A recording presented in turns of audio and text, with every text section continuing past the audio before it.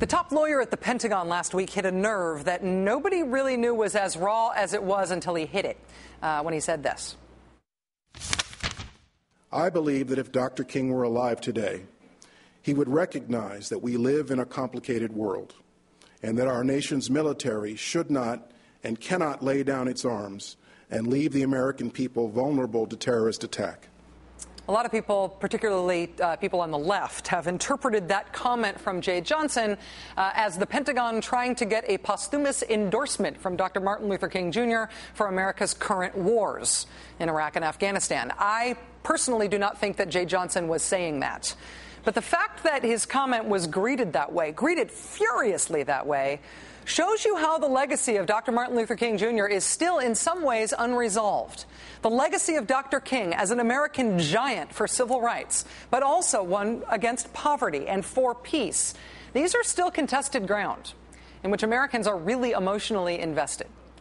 Given all that, consider also that when we had the first federal holiday marking Martin Luther King Jr.'s birthday 25 years ago, that was also the 25-year anniversary of the most famous speech about war and peace in America in the last 100 years.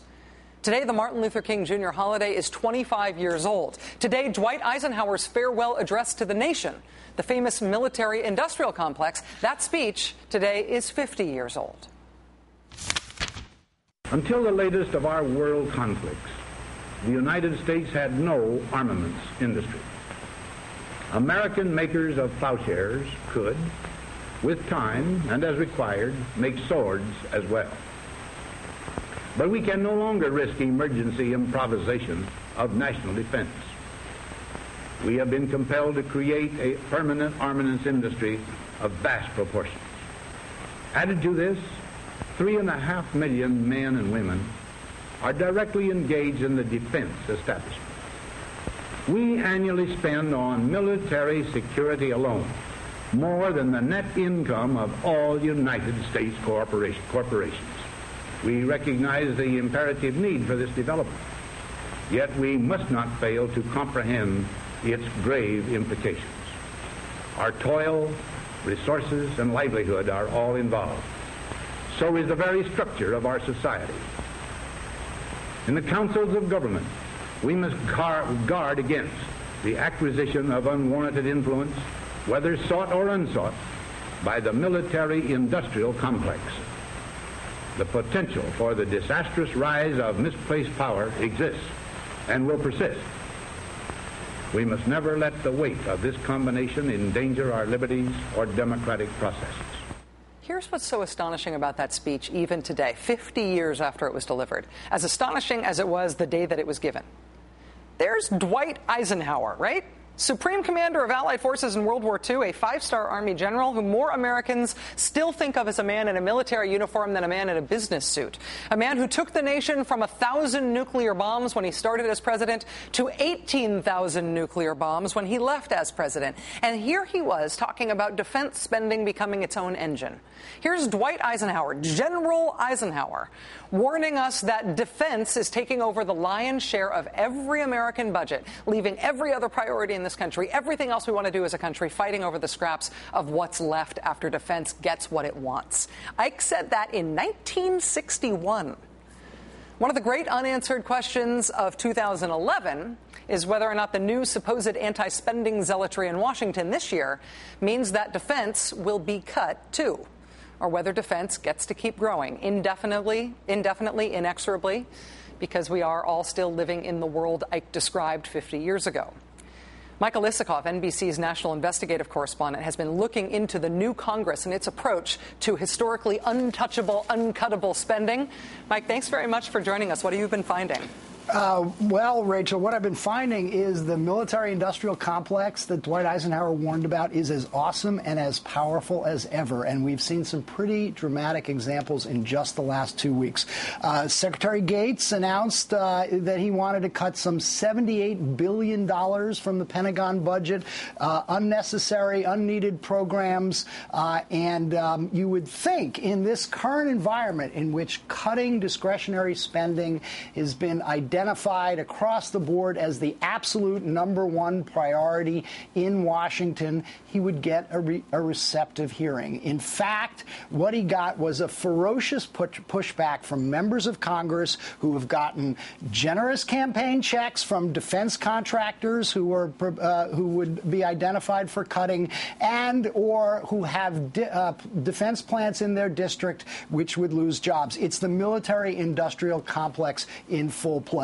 Two examples that really leapt out. One is that expeditionary fighting vehicle for the Marines that you mentioned, and we'll get to that in a moment. Another one that's pretty interesting is the alternate engine for the Joint Strike Fighter, brought to you by General Electric, which of course owns this network for at least currently, and Rolls-Royce.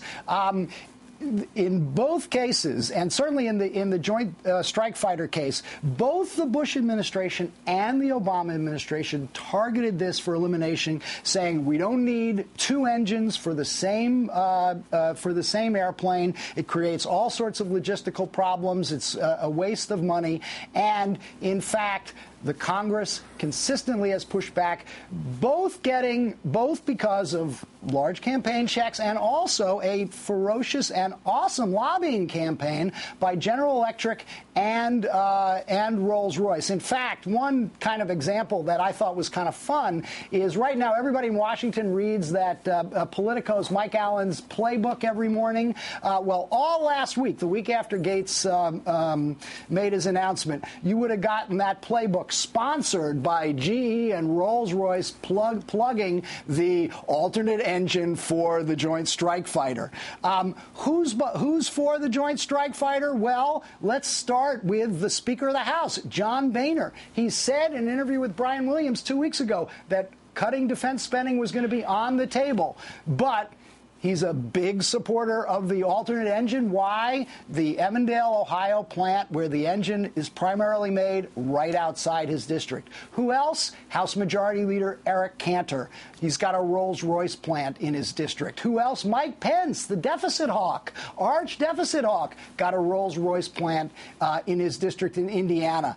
Now, want to be bipartisan about this. Among those who are trumpeting, pushing hard last week, writing the White House letters on this to release funding for the Joint Strike Fighter, Democratic Senator Sherrod Brown in Ohio, trying to protect those jobs in Ohio. It's the military-industrial complex at work. And Mike, you mentioned the expeditionary fighting vehicle as well. We highlighted that as a stupidity test for Congress. Who is going to fight to save this really expensive, over-budget thing that doesn't really work, that the military doesn't want? Do we have results yet on that stupidity test?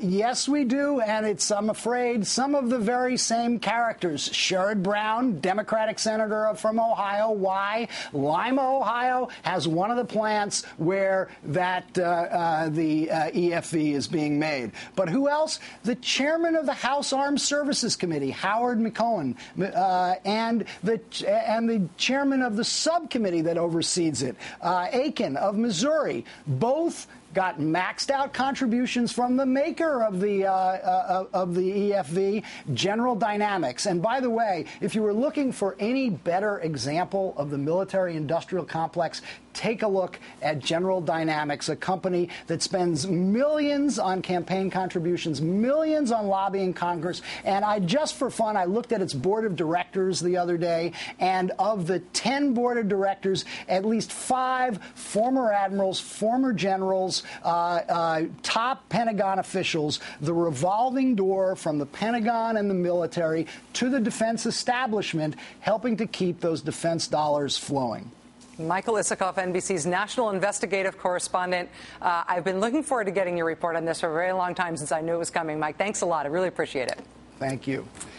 So I don't know if the civility trend is going to last in politics, but I know someone in politics picked a bad time to debut the phrase, "kiss my butt," in making his latest political point. Today's Mr. Classy Pants Award coming up.